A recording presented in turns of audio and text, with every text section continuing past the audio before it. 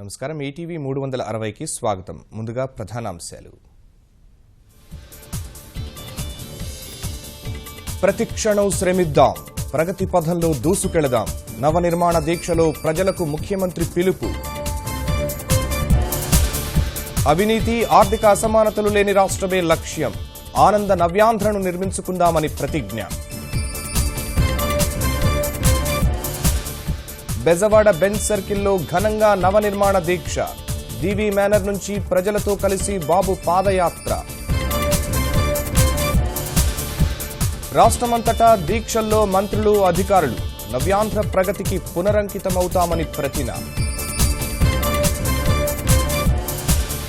రాష్ట్ర వ్యాప్తంగా విస్తారంగా వర్షాలు. నేలకూలిన చెట్లు, నిలిచిన విద్యుత్ సరఫరా.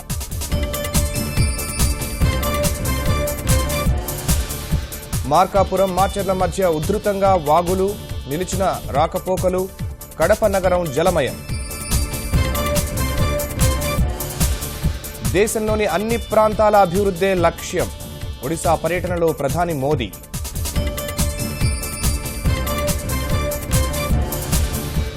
గుల్బర్ సొసైటీ మారణహోమం కేసులో 24 మంది దోషులుగా నిర్ధారణ.